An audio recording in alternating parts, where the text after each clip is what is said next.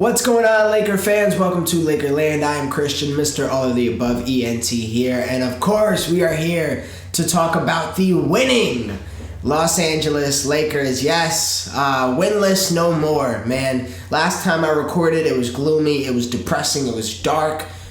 A little bit of a better mood today. I slept really good, got my full 8 hours, you know what I mean? I still went to sleep at 2 a.m. because OT. But man, what a victory. What a last two victories for the Los Angeles Lakers. And we're going to talk about that. We're going to talk about how we have been playing as of late, some of the new decisions that have been made, including Russ on the bench, including some interesting lineups to end games. So let's get right into it, guys. As I said, man, last time we talked wasn't in the best of spirits. I was very concerned about the rabbit hole of us going down where we were just going to continue to be winless because we have a very, very tough schedule to start the year, and we were not looking like a solid team to start the year either.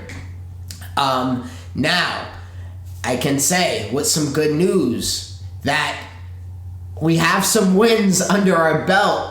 Man, so let's start it off strong out of the gate. Russ is officially on the bench. He is six-man Russ. And we did see it on that Wolves game that we touched on a bit, but we also didn't have AD, so also Gobert Town. So that game was just a mismatch all across the board. So I kind of want to erase my memory of that one was as far as Russ coming off as a six-man, but he did decent there.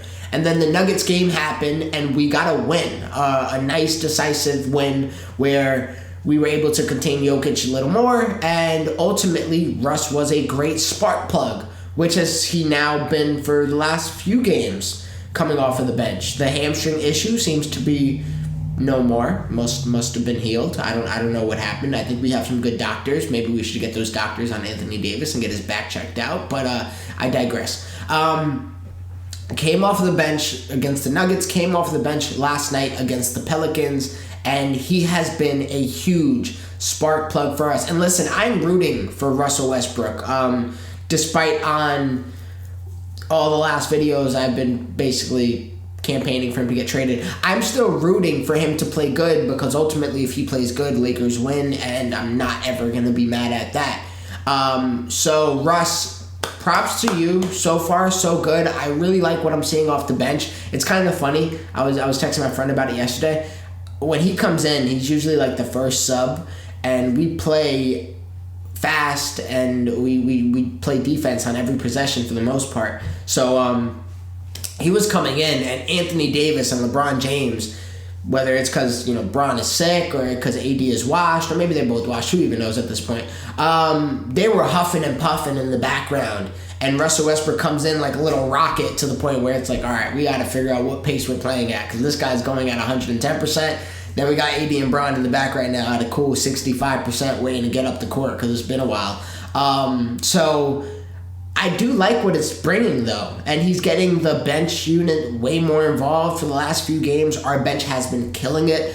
We're getting, nice wide open shots, which hasn't really been a problem for us this year. We've been getting open shots, but we're actually knocking, I'm not going to say them, like it's a totality thing, but we're actually knocking some down, which, listen, I mean, if we would have shot the percentages we shot in the last few games for those first five, our record would have looked entirely different. We were shooting like record lows and like franchise lows and screw franchise, NBA lows, like history lows. We were looking awful.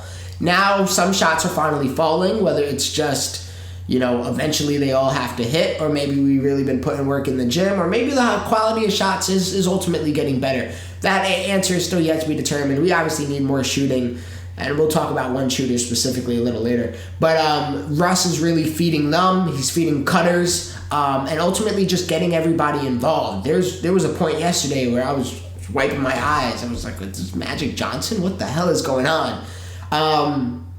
Still, little too reckless at times with the passes, and that's when, as far as Russ goes, you can only let him cook so much. At a certain point, you have to turn down the flame and say, all right, we're not cooking right now. We're sizzling, man. Let's get there. Because sometimes he's moving a little too fast, which causes recklessness, which causes the his shots that end up being turnovers in all reality, and then his passes that can definitely end up being turnovers. And then ultimately, they score on the other side of the ball because it's pretty much a fast break, and that's where he starts to lose me. But luckily, we can almost like microdose Westbrook, which is a very well needed situation after what we've been dealing with for the last few years. But no Russ slander from me today. In all reality, no Russ slander, only Russ praise, which.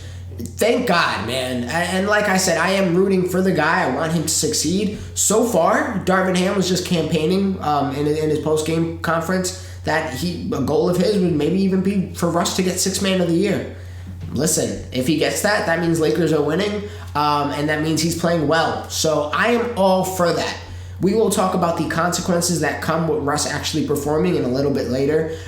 Before I get into that, I do want to talk about the second half of that Pelicans and Lakers game, because obviously, man, that the whole game could be a 20-minute, 30-minute pod itself, or episode itself. I kind of just get on here and talk and vent, or just share some thoughts. But we played, pretty good in the first half. Defensively, we've been sharp all year, and we had a really, really strong defensive first half. And then our offense was starting to come around slowly. We started off a little slow, but we were getting there towards the end of the first half. Second half, we were starting to lose it, and it was concerning. We were up 16 at one point. We saw the whole lead disappear, and ultimately we needed a fourth quarter of great basketball, and we did not play that. And we should have lost the game. We went from clearly being the better team. We had Zion contained. We had really good strategies to guard Zion. We had Braun falling back from him and making him shoot. I believe he took his first attempt at a three this year, which maybe I don't watch the Pelicans enough, but I didn't think that was his first attempt at a three, so I did find that interesting. But we were guarding him pretty strongly, and then ultimately Zion, great players are going to be great, and he started being great. And our great players were not showing up. Anthony Davis, I talked about this last time, included with another 5 minutes of regulation play, ends the game with, I believe, 20 points. Once again, if he gets 27, we win the game in regulation. So a little disappointing there, and it sucks to see AD. He definitely looks like listen, Anthony Davis, I'm getting on you a slight bit for just the offensive load that I feel like you should be carrying more of, because I don't want to rely on LeBron year 20. My man had a virus yesterday, and he clearly looked out of whack. He looked. I'm not glad that he has a virus, but I'm glad there was something actually physically wrong with him, because I was like, wow, this guy doesn't look like it. And I knew it wasn't a matter of him just automatically aging. He didn't. Halloween didn't pass, and the Father Time didn't just automatically strike. But no, Braun was definitely out of it. So we definitely need AD to step up, take on some of the scoring load, and he's been doing great defensively. Ton of blocks, ton of great shutdowns, been rebounding like a monster, been really holding it down as far as the defensive end goes, but we expect that out of Anthony Davis. Offensively is where he's still not connecting all the way, and I'm just like, man, if you were a 30-point player, we're a good team. Like, we're a good to great team. And I haven't seen it this year. I think his highest point total was 27. Besides that, he hasn't cracked 23 many games of the year. So we do need him to just do a little bit more, because these games are being decided by a few points, and these are a few points that Anthony Davis should be scoring. But as I digress, so the fourth quarter was happening, and it was an interesting decision in the moment. It was very, very tight, damn near even ball game going into the last few minutes, and lineup switched. Russ, who's having a phenomenal game, hit the bench. Beverly comes out of nowhere. Wasn't having a good game. He's not really having a great season, but he does veteran things, and he does winning plays that he even did this game that proves his playing time and proves his value. And, Bev comes in, we get some Reeves minutes, we get Brown minutes, we get Lonnie Walker with some more time. Ultimately, everybody, even Matt Ryan, except Russell Westbrook. And I do want to give a big props to Darvin Ham, because I'm going to let you guys know this right now. We've seen it happen a few times where the game is tight. We go into the fourth quarter, last few minutes, Russell Westbrook is playing and ultimately cost us the game. Now, yes, he did win us and help us win the Nuggets game with a big layup to pretty much seal the deal. So I'm not, necessarily just putting a dark cloud over Russell Westbrook in the last few minutes of the game. But ultimately, NBA basketball turns into this weird ISO play with 3 minutes left to go, especially when a team gets the lead and they want to preserve the lead while basically taking time off the clock. And that just ends up in being very stationary ISO ball. And when Russ is on the floor alongside with Anthony Davis and LeBron James in these moments, he causes spacing to be all types of messed up because nobody's actually expecting Russ to, one, take a three-point shot, and then two, knock it down. So it basically turns to 4-on-5 on the offensive end for the Lakers and puts us at a clear disadvantage. And that causes LeBron to do his, petty little step back three instead of, having a lane to drive. Now, Russ was not on the floor for these 3 minutes, and still the offense looked pretty trash. But, chalk that up to LeBron James being sick and Anthony Davis still not wanting to be an A player at the end of the day, at least on the offensive end. We still are relying on LeBron James, who has a virus, who has a stomach ache, who's fresh out of bed, to close the game for us instead of our 28, 29-year-old hopeful MVP. When we traded Anthony Davis, I was hoping we can get him MVP. I don't think that's in the cards anymore. But yeah, anyways, we sucked. We almost lost the game, man. We almost lost the game, and boy, when I would have been on here talking entirely different. Oh, I would have been pointing fingers. I would have been coming for Anthony Davis's head. I would have probably been coming for Pat Bev. I would have been trading people hypothetically. I would have been saying some decisions I would have done if I was Darvin. But none of that happened. It did all happen. Very much so did happen. But what also happened was Dyson Daniels. Thank you, Dyson Daniels. He misses 2 free throws. And man, I can't believe it. I thought they were playing with my heart. I was like, this got to be a sick joke. I was prepared to go to sleep angry. Once again, I'm on the East Coast. This is a West Coast 10:30 game. It's 1:30. I'm tired, eyes bloodshot, long day of work. Coming here, all I want to see is a Lakers win. And then I'm going to be left with the stain of a Lakers loss. When we were up by 16 points, I was ready. I was like, all right, this is over. Dyson Daniels, thank you. You missed the 2 free throws. I'm like, oh my God, they're going to play with my heartstrings. You want us to hit a 3? We have to hit a 3. Is this a sick joke? In order to win this game, to not be 1-6, Jesus Christ, we have to hit a 3-point shot. What basketball gods are trolling us, and why do they like Russell Westbrook so much? But ultimately, Matt Ryan, whether it's DoorDash or whether it's the last minute and 3 seconds, 1.3 seconds in the game, he delivers. Thank you, Matt Ryan. I was low-key crapping on you all game in the little chat, but man, you know what? I take it all back, man. Thank you so much. You brought us to OT. OT came. We did our thing. Signed, sealed, deliver. We got to talk about that boy Lonnie.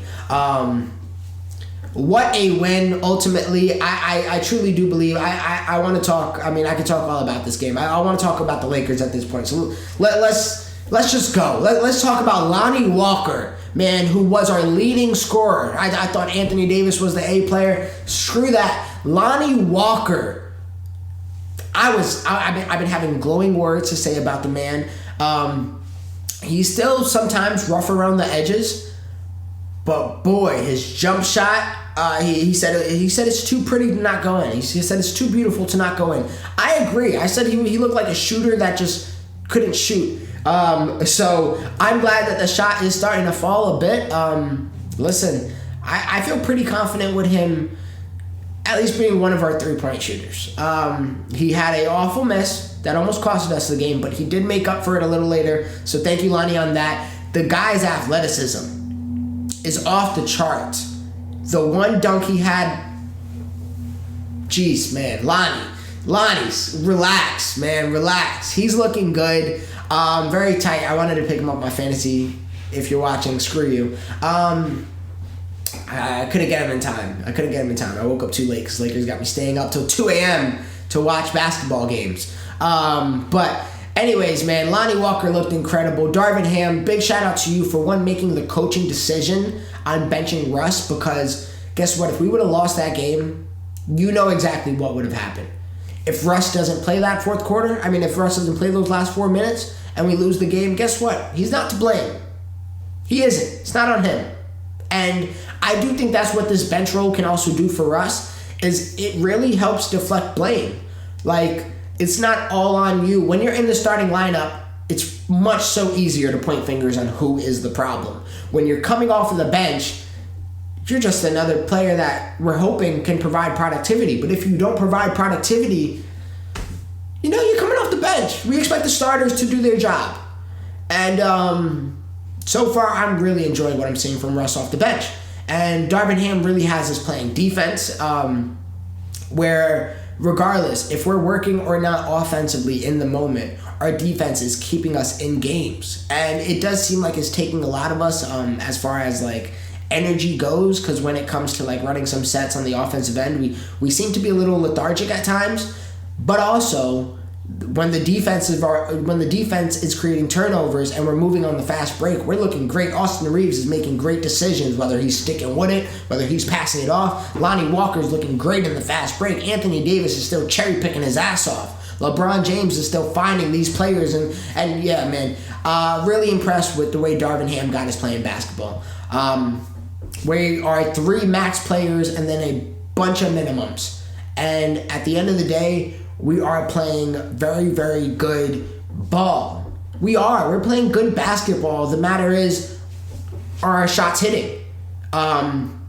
We played good defense, I want to say, pretty much every game this year. We've had good shots pretty much every game this year. Eventually, those shots are going to fall, and maybe this is the trend of maybe that start to, the jump shots actually falling. And we're clicking. We're getting into a rhythm. We're building momentum. Now, it hurts that we started off 0-5, and this is going to be a treacherous hole to dig ourselves out of, but a lot of teams right now are struggling. We can come back.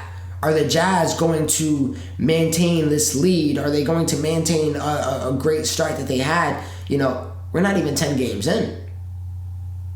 We got a long way to go. So we're going to have to start winning some. And that's where I really get on Anthony Davis, in the sense of just score those extra few points that we need. Because if we lose the game by 2 points and you end the game with 20 points, the finger pointing is going to go to you, from me at least. Because we need more from our stars. If we would have lost this game and Lonnie Walker had 20 plus, Russell Westbrook had a good game, we had shots hit from Troy Brown, Austin Reeves made great decisions, Wenyen Gabriel had pretty decent minutes, who does that fall on at that point? Falls on our 1 and 2. And LeBron James is in year 20. He's a 40-year-old man. I'm not going to rehash old topics, man, but you guys see where I'm going with this. But I do want to discuss, because that is a problem. That is a problem. We're a bunch of minimum contracts alongside of 3 max players, and one of those max players, our highest paid player, is right now a bench guy. He's a 6-man, and a very expensive 6-man.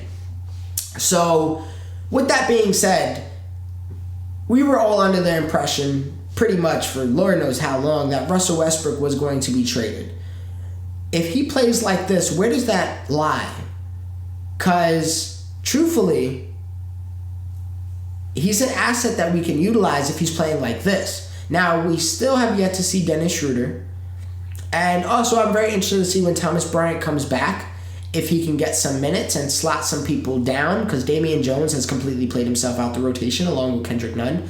So if Thomas Bryant comes in, if Anthony Davis could get maybe more minutes out of the 4, or even just Russ having the option playing with, Thomas Bryant, who he's familiar with, played in Washington with, how does that slide things down a little bit? It might do us some wonders. So there is still some things that's yet to be determined. But again, that's also banking off the idea that we're going to be healthy all year. And we're not going to be healthy all year. We're never going to probably have all 15 men active and not on the injury report. We don't have Toscano Anderson right now. And obviously no Dennis, no Thomas. So, there's still a little bit of a question mark on how this team looks if everybody was out there. But I just don't think there's a world where everybody will be out there. So with that being said, we still are a very incomplete team. And the problem with Russell Westbrook succeeding, unfortunately, is that with him succeeding and him not being traded, how do we complete this team? How do we complete the roster? We need another big. Maybe Thomas Bryant is going to be some major help. But if it's not, we need another big. And maybe that could be a free agent. But I before I say that, I do want to give Thomas Bryant a decent shot. And maybe, have we seen enough of Damian Jones? Are we cool on that? But we need another big. Because if Anthony Davis goes down, who's playing? Damian Jones, I guess. Okay, but who's coming off after that? Wenyen? Still, we need another big. And that's a concern. And then we need shooting. We do need a shooter, if not a few shooters. And maybe our shooting can come around as a squad, and maybe we can kind of solve that issue internally. But we still need pretty much that Pacers trade. Now, in a world where we can do that Pacers trade without getting rid of Russ, and we acquire both Buddy Hield and Turner, that would be awesome. But it can't happen. Our only tradable contract really is Beverly and Nunn. Besides that, it's vet minimum contract. So now you're just stockpiling little pennies and trying to get $1. But Bev is getting paid 13. Nunn is getting paid 5. So that, can combine to something. We still got some picks in the tuck. So maybe we have to get creative. But at the same time, are you willing to sacrifice Bev? He's a locker room guy. He's a glue guy. He's a dog. He made winning plays today, winning rebounds today. No, you might not be wanting to.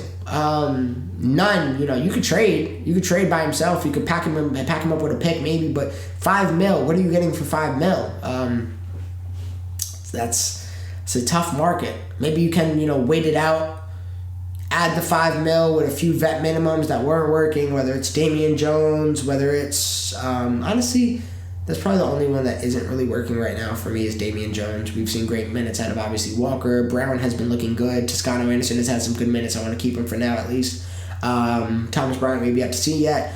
But, yeah, it's not many options. And our big chip was Russell Westbrook and the picks. So, truth be told, I don't think if this is the roster, if we don't find some edges out, and it's some fine combing we need to do, unless Anthony Davis starts playing like the guy that I want him to be. If that happens, this is a whole different discussion.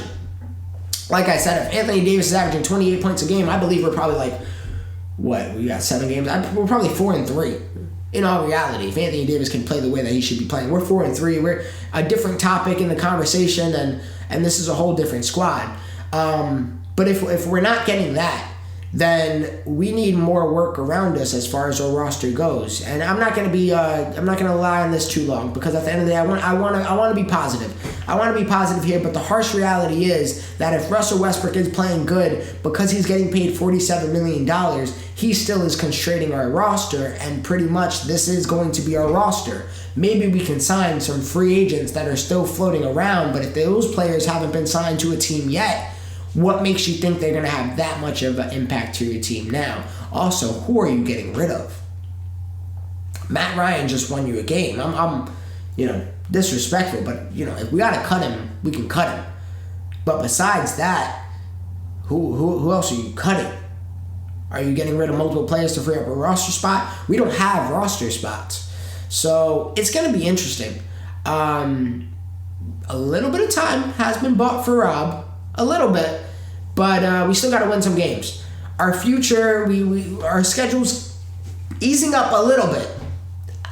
teensy weensy. I mean, we're gonna face the Jazz, and I originally I thought, okay, we can hopefully grab 2 easy wins. Now it looks like it's not gonna be too easy. So at the end of the day, the way I view that is the Jazz stars are Markkanen, who I got him on my fantasy team, absolutely killing it. Clarkson, you know, those level of players. Anthony Davis and LeBron James have to do Anthony Davis and LeBron James type of things. They have to, the stars have to come out that day. So we got that. We have the Cavs coming up. We got Clippers again, amongst some other teams, man. I don't know the whole schedule off the top of my head. I know a series of teams we got to face, and it gets a little easier, but it's not by much. It's not by much, and then we still got to get through a rough game of stretches. So if we can at least get a game or two under 500, that is my goal right now. Get a game or two under 500. If we can be like 15 games in, fighting to be 500, I'm cool at that point, because I believe that our schedule will ease up a little bit, and then we could play like a few games above 500 ball from there, and then all of a sudden we're 4 games above 500 with 25 games in, 30 games in, and then 50 games in. Maybe we're 6-7 games above 500. Man, would that be awesome? So I'm gonna stay optimistic. Ultimately, like I said, Rob Pelinka was bought a few more minutes, and maybe this patience, maybe this waiting game pans off for you. And I hope it does, because I don't want to see us implode, explode. I want to see us win basketball games. I want to see us make the playoffs. I don't want to see us in the play-in. We were looking pretty play-in yesterday, but also, our stars weren't at full strength. When will they be, is my question. That is the ultimate question. But besides that, man, a lot of good basketball that I've been seeing as of late. Darvin Ham has had these guys playing hella hard. So shout out to Darvin. Shout out to Russell Westbrook. I'll give you your flowers, man. Shout out to Russell Westbrook. Keep it up. Energy in the post-conference. I'm just going to say that you're tired of the media entirely, and you are going to probably give them crap all year because of a narrative that they helped create around you, and you're just going to be petty and you're going to take it out on them, and that is fine. Take it out on them. Just don't take it out on the fans, and don't take it out on the court, costing us games. That is my only ask of you. I'm not, if you're going to give, one-word answers to the media for the rest of the year, I don't give a shit. You're not talking to me. As long as you are playing the way you have played the last few games on the court. That is where I lie right now at Russell Westbrook. I am going to continue to root for him. I'm going to campaign for a 6th Man of the Year season for Russell Westbrook as long as he is a Laker. And we'll take it from there. We will see how the cookie crumbles, ladies and gentlemen. But ultimately, Lakers got some wins on the board. The future is looking just a bit brighter, and let's keep on praying for some great health. Let's pray for some more dubs. Let's pray for some more 3-pointers being made. And man, Lonnie, keep on skywalking, my friend. Guys, thank you so much for watching. As always, please let me know what your thoughts are of the Lakers currently. We are 2-5 as I speak of this. What do you guys think? How do you think we're looking? Do you think that record reflects the team that we are? Do you think that it's a dead season already? Let me know your comments, your thoughts down below in that comment section. But also, guys, please like, comment, share, subscribe, hit those notification bells to get notified every time we drop a video. But ultimately, guys, if I don't see you, hope you have a good day, good evening, and good night. Yeah, I got the game all in my hand, ooh, and yeah, pop out with the drip and make a fan drool. You could risk it if you want, this ain't no fan duel. Yeah, I'm in a Benz cool, yeah, stepping for the breeze.